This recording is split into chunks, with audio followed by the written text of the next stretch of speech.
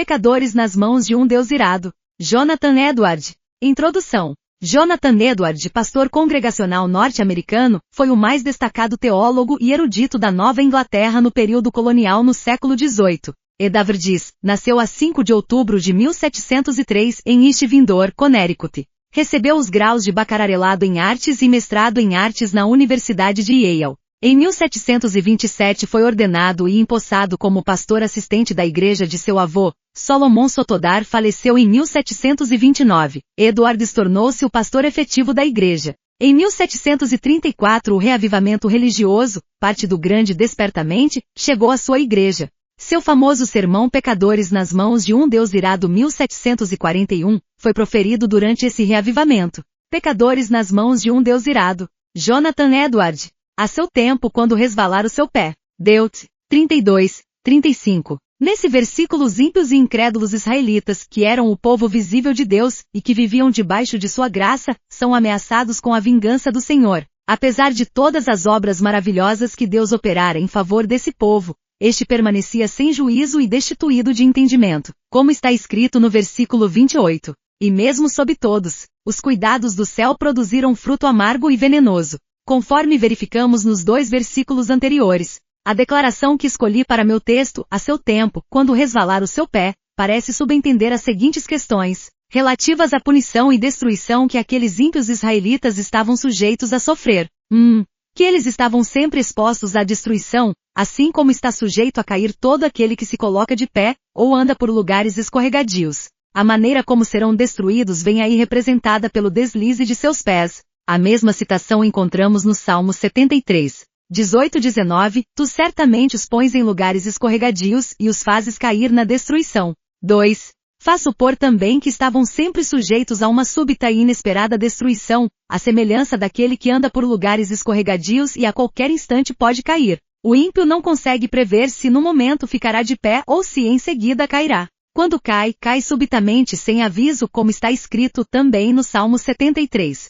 18-19. Tu certamente os pões em lugares escorregadios e os fazes cair na destruição. Como ficam de súbito assolados, totalmente aniquilados de terror. 3.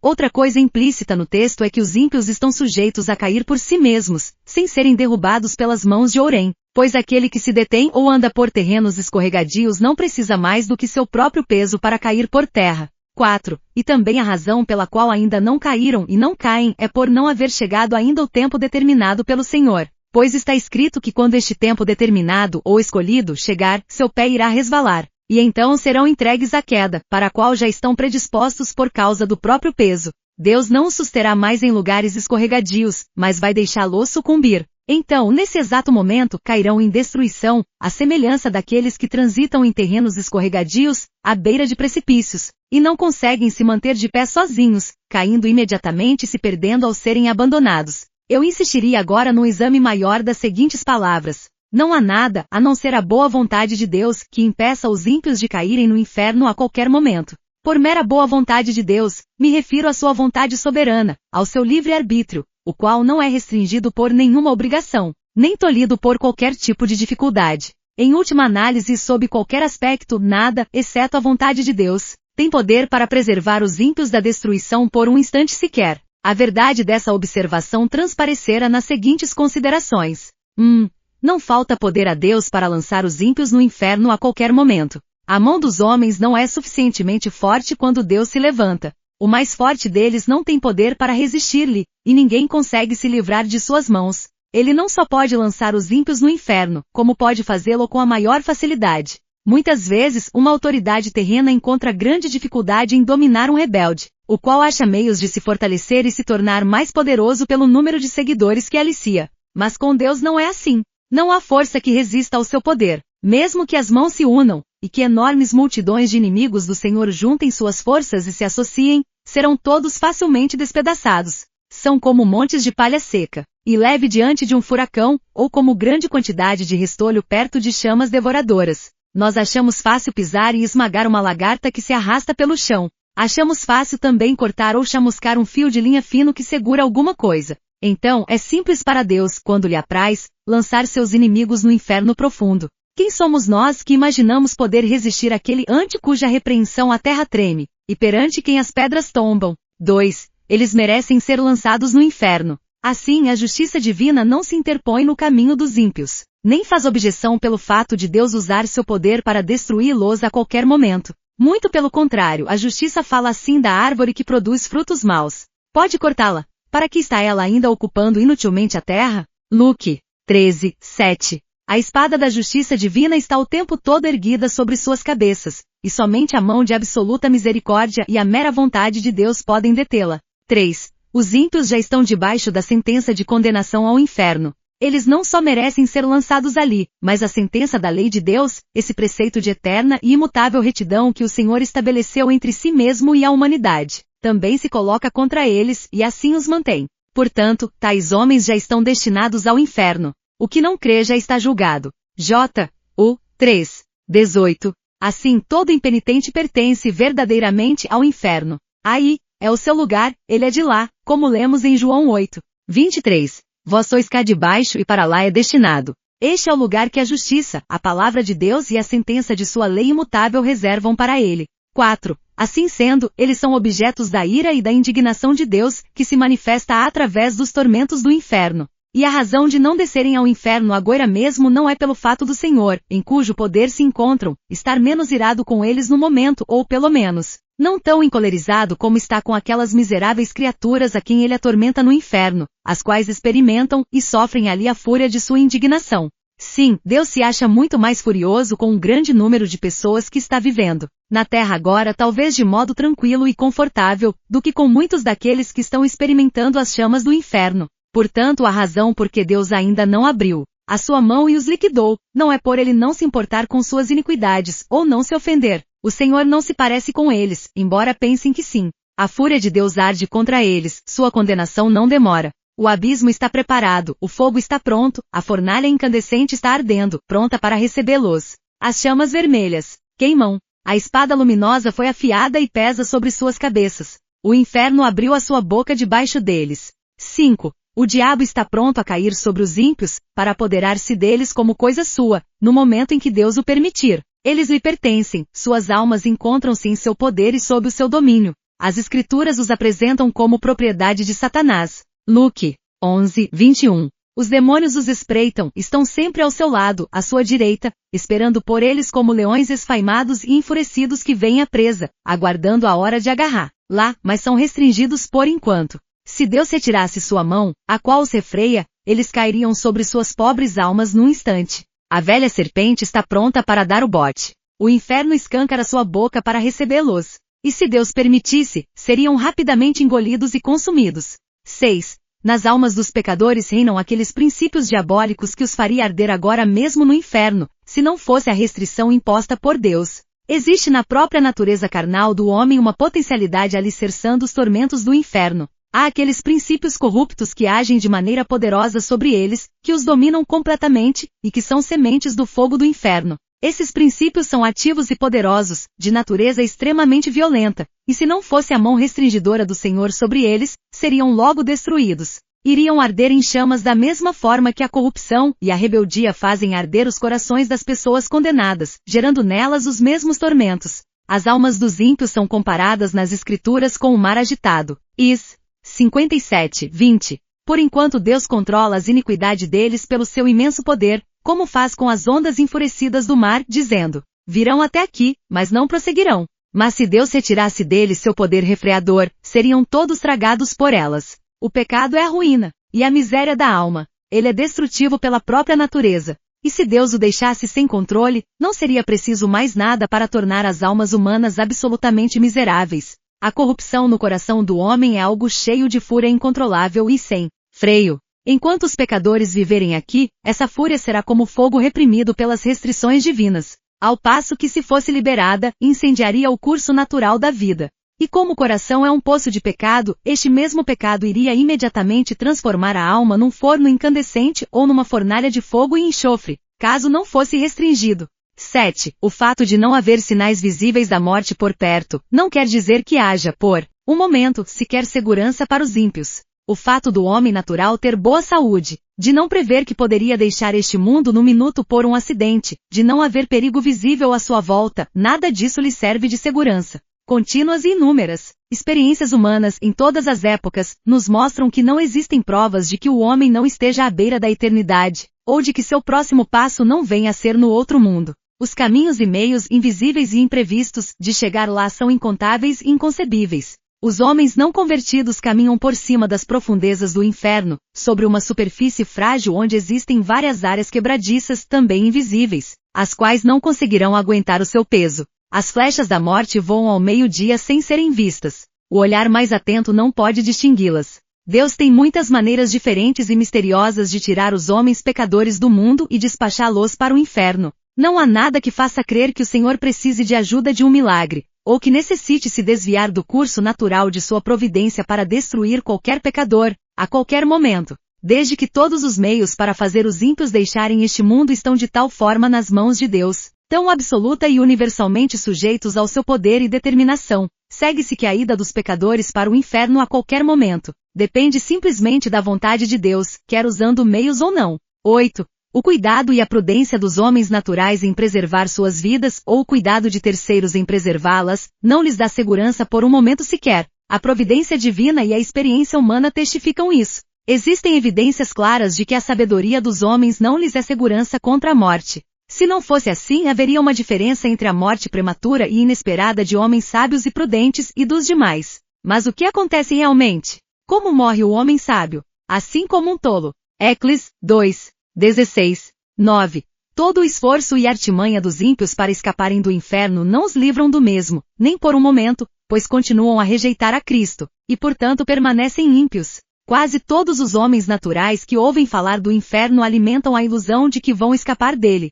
Quanto à sua própria segurança, confiam em si mesmos. Vangloriam-se do que fizeram, do que estão fazendo e do que pretendem fazer. Cada um traça seu próprio plano, pensa em como evitar a condenação, e se vangloria e que irá tramar tão bem todas as coisas que seu esquema com certeza não falhará. Na verdade, eles ouvem dizer que poucos se salvam, e que a maior parte dos homens que já morreram foram para o inferno. Mas cada um deles se imagina capaz de planejar melhor a própria fuga, do que os outros puderam fazer. Dentro de si mesmos dizem que não pretendem ir para esse lugar de tormento, e que pretendem tomar todo o cuidado necessário, esquematizando as coisas de tal forma a não terem possibilidade de falhar. Mas os insensatos filhos dos homens iludem-se miseravelmente quanto a seus próprios planos. A confiança que depositam na própria força e sabedoria é o mesmo que confiar na fragilidade de uma sombra. A maior parte daqueles que antes viveram debaixo da dispensação da graça e agora estão mortos, sem dúvida alguma foram para o inferno. E não é por terem sido menos espertos do que os que ainda estão vivos, nem por terem planejado as coisas de tal forma que não lhes assegurou o escape.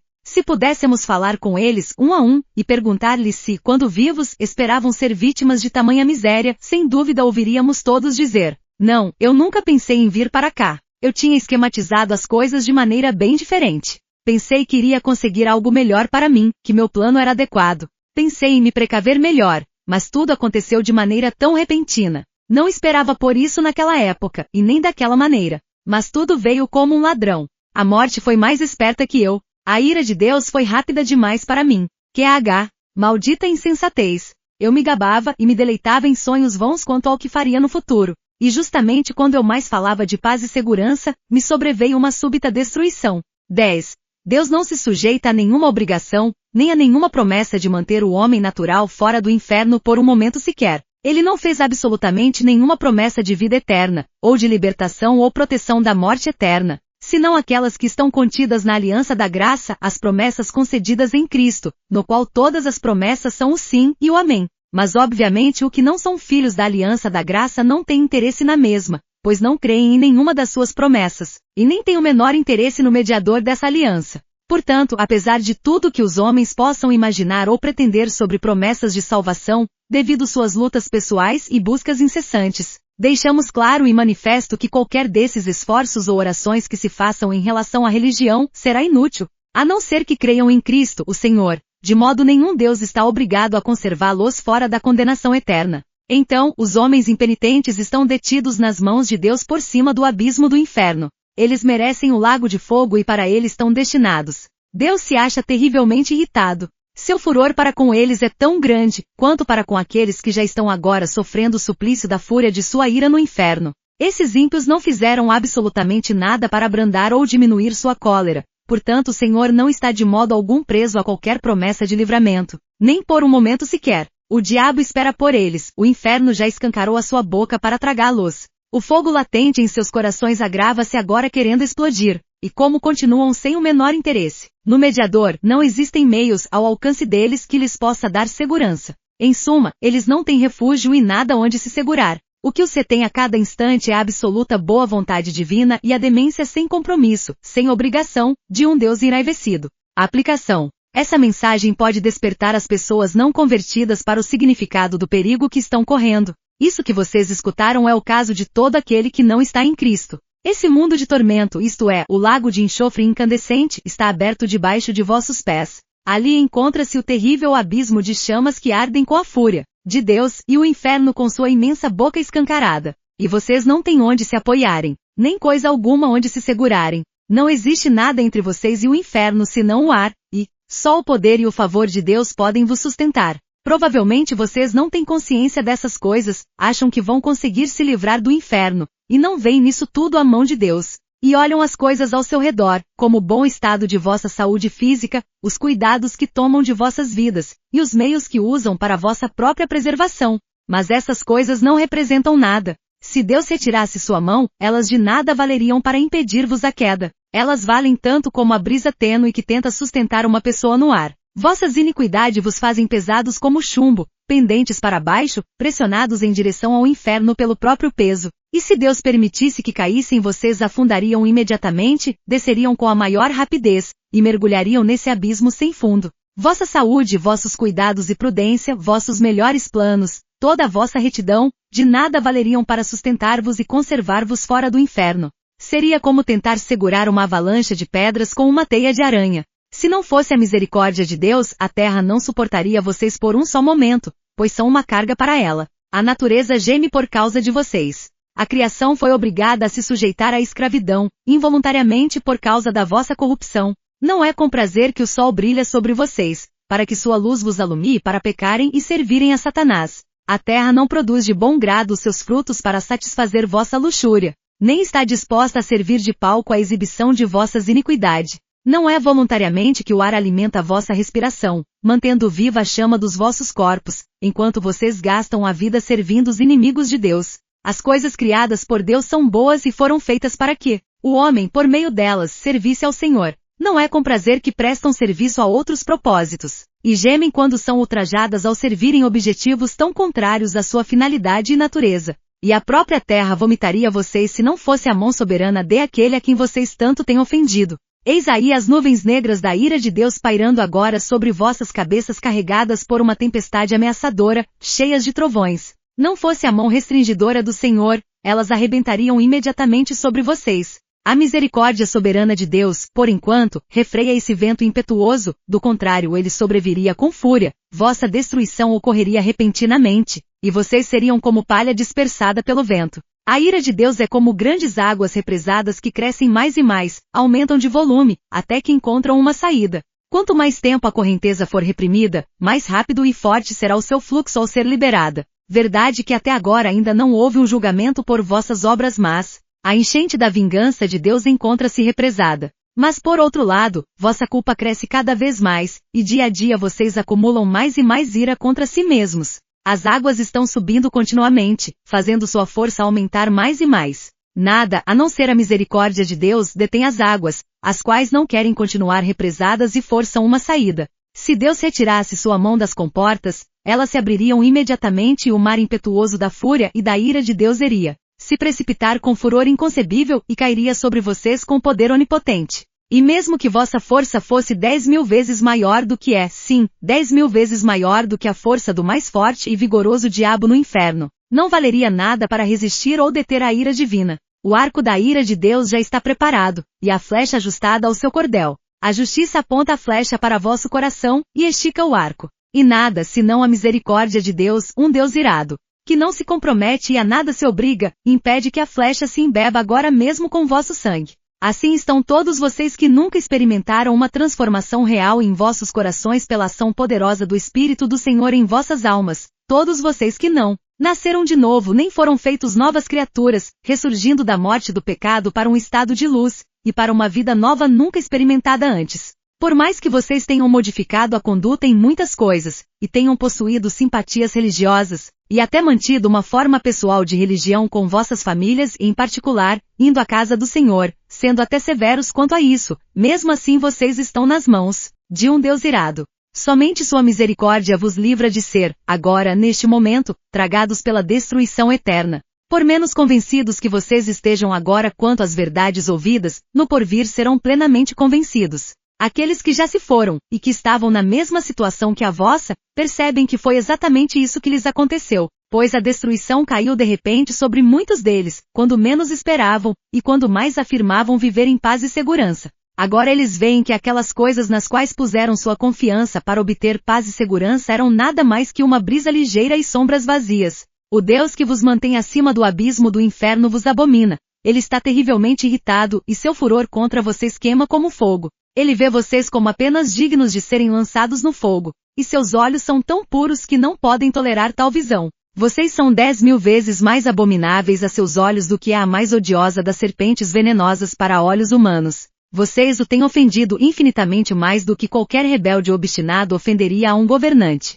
No entanto, nada há não ser a sua mão, pode impedir-vos de cair no fogo a qualquer momento. O fato de vocês não terem ido para o inferno a noite passada e de terem tido permissão de acordar ainda aqui neste mundo, depois de terem fechado os olhos ontem para dormir, atribui-se aos mesmo favor. Não existe outra razão por que vocês não foram lançados no inferno ao se levantarem pela manhã, a não ser o fato da mão de Deus ter vos sustentado. E não existe outra razão por que vocês não caiam no inferno neste exato momento. Ó, pecador, pense no perigo terrível em que se encontra. Sobre uma grande fornalha de furor, sobre um abismo imenso e sem fim, cheio do fogo da ira, que você está pendurado, seguro pela mão de Deus, cujo furor acha-se tão inflamado contra você, como contra muitas pessoas já condenadas no inferno. Você está suspenso por uma linha tênue com as chamas da cólera divina lampejando à tua volta, prontas para atear em fogo e queimar-te por inteiro. E você continua sem interesse no mediador, sem nada onde se agarrar para poder se salvar,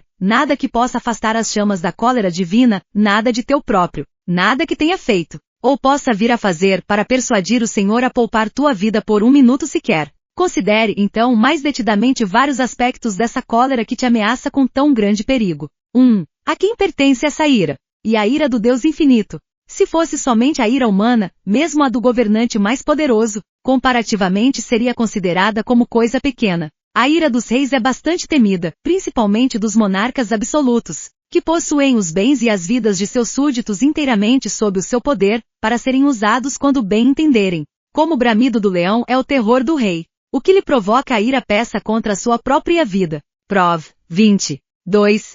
O súdito que enfurece esse tipo de governante arbitrário, sofre os maiores tormentos que se possa conceber, ou que o poder humano possa infligir. Porém os maiores principados da terra em toda a sua grandeza, majestade e poder, mesmo revestidos de seus grandes terrores, não são mais do que vermes débeis e desprezíveis que rastejam no pó, quando comparados com o grande e todo-poderoso Criador e Rei dos céus e da terra. Mesmo quando estão enraivecidos e sua fúria chega ao máximo, é muito pouco o que podem fazer. Os reis da terra são perante Deus como gafanhotos. Valem menos que nada. Tanto o seu amor quanto o seu ódio são desprezíveis. A ira do grande Rei dos reis é muito mais terrível do que a deles, tal como é maior a sua majestade. Digo-vos, pois, amigos meus, não temais os que matam o corpo e depois disso nada mais podem fazer. Eu, porém, vos mostrarei a quem deveis temer. Temei aquele que depois de matar tem poder para lançar no inferno. Sim, digo-vos, a esse deveis temer. Luque 12, 4, 5. 2. E a ferocidade de sua ira que vocês estão expostos. Lemos com frequência sobre a ira de Deus, como por exemplo em Isaías 59, 18.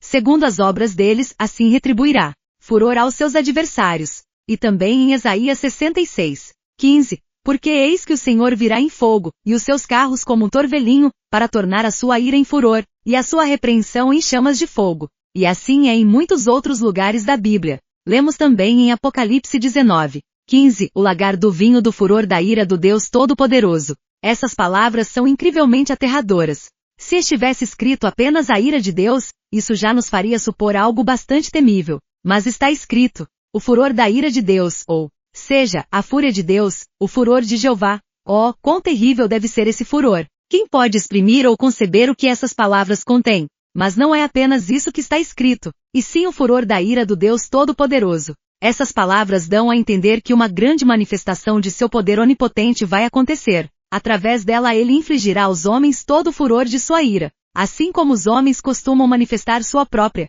força através do furor de sua ira. A onipotência divina irá da mesma forma se enfurecer e se manifestar. Então, qual será a consequência de tudo isso? O que será do pobre verme que vier a sofrer todo esse mal? Que mãos serão tão fortes, e que coração conseguirá suportar tanto furor? A que terrível, inexprimível, inconcebível abismo de miséria irá chegar a pobre criatura humana que será vítima disso tudo? Pensem bem, vocês que estão aqui agora, e que permanecem em estado pecaminoso. O fato de Deus vir a efetivar o furor de sua ira, torna implícito que ele infligirá esse castigo sem compaixão. Quando Deus olhar a indescritível aflição do vosso estado, e vir como vossos tormentos são absolutamente desproporcionais à vossa força, e como vossas pobres almas estão esmagadas, imersas em trevas eternas, não terá compaixão de vocês, não irá deter a execução de sua ira, ou de forma alguma, tornar mais leve sua mão. Nessa hora Deus não usará de misericórdia para com vocês, nem conterá seu vento impetuoso. Ele não terá consideração para com o vosso bem-estar, e nem irá evitar que vocês sofram. Na verdade, fará com que sofram na medida exata que sua rigorosa justiça vier a requerer. Nada será modificado só pelo fato de ser difícil para vocês suportarem. Pelo que também eu os tratarei com furor. Os meus olhos não pouparão, nem terei piedade. Ainda que me gritem aos ouvidos em alta voz, nem assim os ouvirei. Eze 8:18. Deus está pronto, agora, a usar de compaixão para com vocês. Hoje é a dia da misericórdia. Vocês podem clamar neste instante, e ter esperanças de alcançar sua graça. Mas quando o dia da misericórdia passar, vosso lamento, o pranto mais doloroso, os gritos serão em vão. No que diz respeito ao vosso bem-estar, vocês estarão completamente perdidos e alienados de Deus. O Senhor não terá outra opção senão a de entregar-vos ao sofrimento e à miséria. E vocês continuarão não tendo outra perspectiva, pois serão vasos de ira, preparados para a destruição. Não haverá outro uso qualquer para tais vasos, senão o de enchê-los da ira de Deus. Quando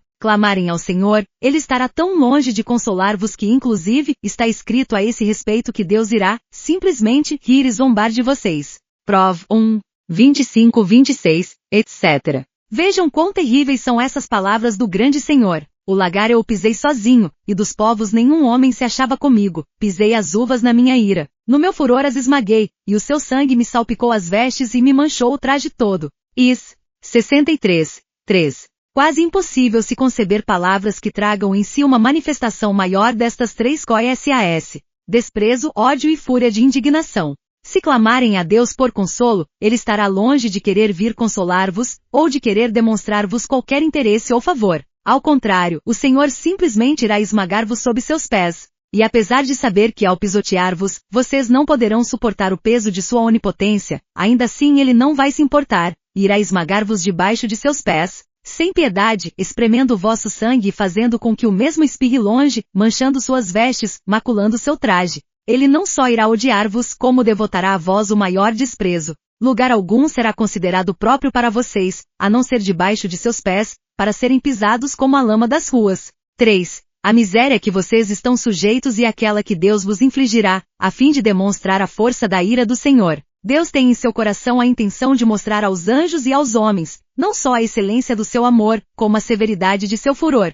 Às vezes os governantes da terra resolvem mostrar a força de sua ira através de castigos extremos que mandam infligir sobre aqueles que os enfurecem. Nabucodonosor, o poderoso e arrogante rei do império dos caldeus, demonstrou seu furor quando, ao se irritar com Sadraque, Mesaque e Abdenego, ordenou que se acendesse a fornalha de fogo ardente 7 vezes mais do que o normal. Como era de se esperar, a fornalha foi aquecida intensamente, até atingir o mais alto grau que poderia produzir. O grande Deus também quer revelar a sua ira, e exaltar sua tremenda majestade e grandioso poder através dos sofrimentos desmedidos de seus inimigos. Que diremos, pois, se Deus, querendo mostrar a sua ira, e dar a conhecer o seu poder, suportou com muita longanimidade os vasos da ira, preparados para a perdição. Rom. 9:22. E visto que esse é o seu desígnio, e o que ele determinou, ou seja, mostrar quão terrível e ilimitada é a ira, a fúria e a indignação do Senhor, ele o mostrará realmente. Será realizado algo horrendo, muito terrível. Quando o grande e furioso Deus tiver se levantado e executado sua terrível vingança sobre o mísero pecador, e o desgraçado estiver sofrendo o peso e o poder infinito de sua indignação, Então Deus chamará o universo inteiro para contemplar a imensa majestade e o tremendo poder que nele existe. Os povos serão queimados como se queima cal, como espinhos cortados arderão no fogo. Ouvi vós os que estáis longe o que tenho feito, e vós que estáis perto, reconhecei o meu poder. Os pecadores em Sião se assombram, o tremor se apodera dos ímpios, e eles perguntam: quem dentre nós habitará com o fogo devorador? Quem dentre nós habitará com chamas eternas? Is. 33, 12 e 14. Assim será com vocês que não são convertidos, se permanecerem nesse estado.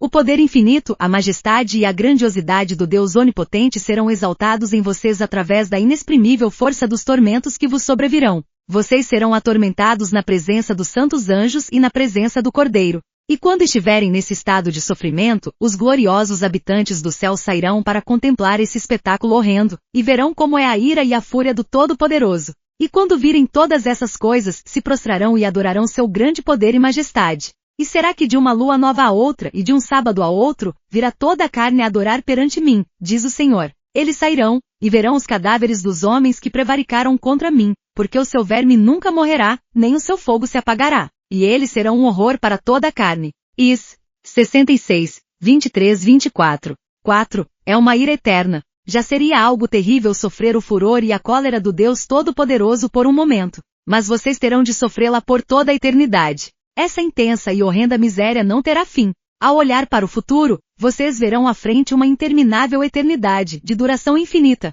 que irá devorar vossos pensamentos e assombrar vossas almas. E vocês irão se desesperar com certeza, por não conseguirem nenhum livramento, termo, alívio ou descanso para tanta dor. Saberão também que terão de sofrer até a última gota por longos séculos, por milhões e milhões de anos, lutando e pelejando contra essa vingança inclemente e todo-poderoso. Então, depois de passar por tudo isso, quando tantos séculos vos tiverem consumido, saberão que tudo não passa apenas de uma gota d'água quando comparado ao que ainda resta. Portanto, vosso castigo será com certeza infinito. Ó, quem poderia exprimir o estado de uma alma em tais circunstâncias? Tudo o que pudermos dizer sobre o assunto vai nos dar apenas uma débil e frágil visão da realidade. Ela é inexprimível, inconcebível, pois quem conhece o poder da ira de Deus? Que horrendo é o estado daqueles que diariamente a cada hora se encontram em perigo de sofrer tamanha ira e infinita miséria. Mas esse é o caso sinistro de toda a alma que ainda não nasceu de novo, por mais moral, austera, sóbria e religiosa que seja.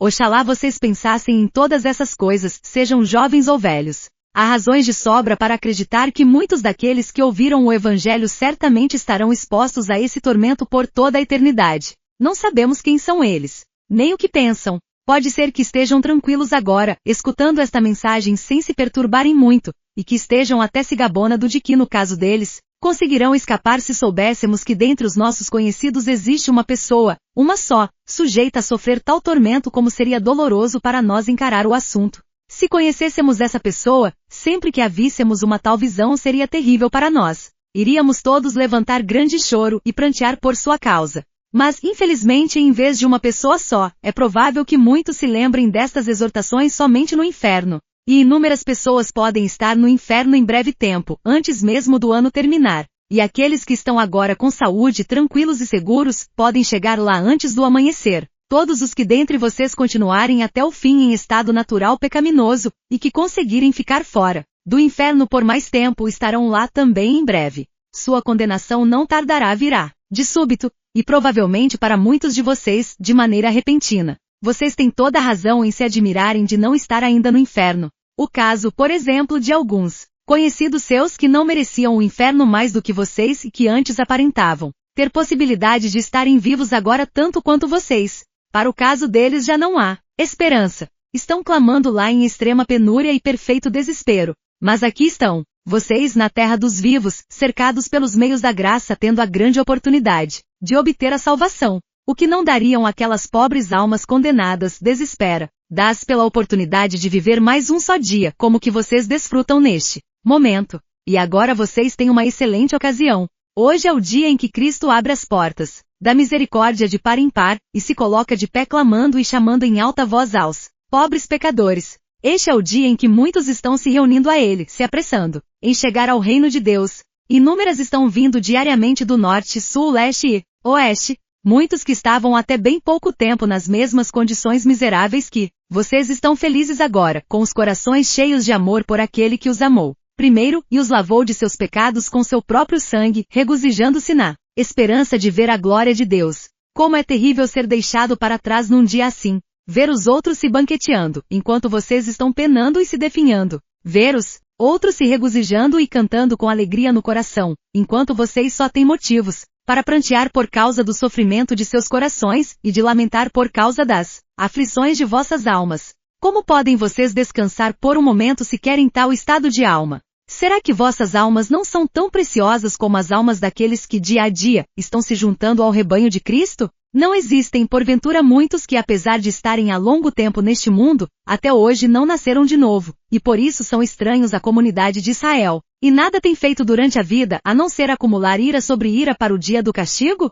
Ó senhores, o caso de vocês é, sem dúvida, extremamente perigoso. A dureza de vossos corações e vossa culpa são imensas. Acaso vocês não veem como geralmente pessoas de vossa idade são deixadas para trás na dispensação da misericórdia de Deus? Vocês precisam refletir e despertar de vosso sono, pois jamais poderão suportar a fúria e a ira do Deus infinito. E vocês que são rapazes e moças irão negligenciar este tempo precioso que desfrutam agora, quando tantos outros jovens de vossa idade estão renunciando às futilidades da juventude e acorrendo céleres a Cristo. Vocês têm neste momento uma oportunidade, mas se a desprezarem, sucederá o mesmo que agora está acontecendo com todos aqueles que gastaram em pecado os dias preciosos de sua mocidade, chegando a uma terrível situação de cegueira e insensibilidade. E vocês crianças que não se converteram ainda, não sabem que estão indo para o inferno onde sofrerão a horrenda ira daquele Deus que agora está encolerizado contra vocês dia e noite? Será que vocês ficarão felizes em ser filhos do diabo, quando tantas outras já se converteram e se tornaram filhos santos e alegres do Rei dos Reis? Oxalá todos aqueles que ainda estão fora de Cristo, pendentes sobre o abismo do inferno, quer sejam senhoras e senhores idosos, ou pessoas de meia idade, quer jovens, ou crianças que possam dar ouvidos agora aos chamados da palavra e da providência de Deus. Este ano aceitável do Senhor, que é um dia de grandes misericórdias para alguns, sem dúvida será um dia de extremo castigo para outros. Quando negligenciam suas almas, os corações dos homens se endurecem, e sua culpa aumenta rapidamente. Podem estar certos, porém, que agora será como foi nos dias de João Batista. Ó, machado está posto à raiz das árvores, e toda árvore que não produz fruto deve ser cortada e lançada no fogo. Portanto, todo aquele que está fora de Cristo, desperte e fuja da ira vindoura. A ira do Deus Todo-Poderoso paira agora sobre todos os pecadores. Que cada um fuja de Sodoma. Livra-te e salva a tua vida. Não olhes para trás, nem pares em toda a campina.